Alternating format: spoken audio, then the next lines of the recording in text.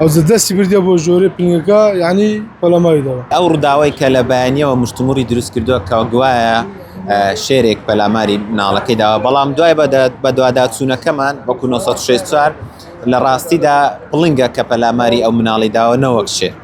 جا بۆ وردەکاری زیاتر سەبارەت بە تەندروستی مناڵەکە و ئێستادا چۆنە، من قسە لەگە کاک یوسوفەکەم.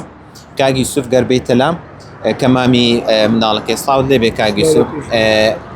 لە بەیانی وا بڵاوەتەوە کە شێر پەلاماریە منە، بەڵام دوای بە دوواداچوونمان پڵنگ دەرچوو. لە ئێستادا تەندروستی منداڵەکە چۆنە و چۆن بڕووداوەکە گەر بمان باس. وڵای ڕووداوەکە گوتم بەخێر میکەم ڕووداوەکە ئەمە لەسەری شێ بوون و ئەمە ئاگاما لێ نەبوون.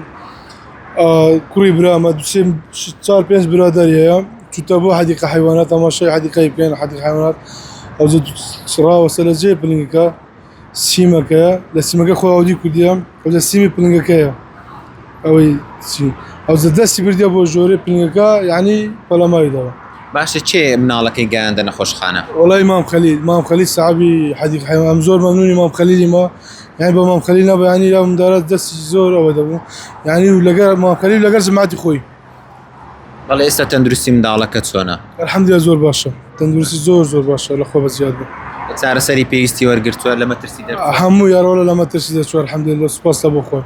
هیچ داواکاری هیچ سکاڵای یاسایەک تۆمارەکەن لەسەر؟ نەخێر سەنیا مام خەلیل مامی مەیە، ئەمە زۆر مەمنوی مام خەلیل ماکو ئەو پیاوەتی بەمەی کرد لە دونیا و حتا ئێستا بە لەگەرمەدایە مام خەلیل و کوڕی خۆ و جەماعەتی خۆی یاڕۆڵە.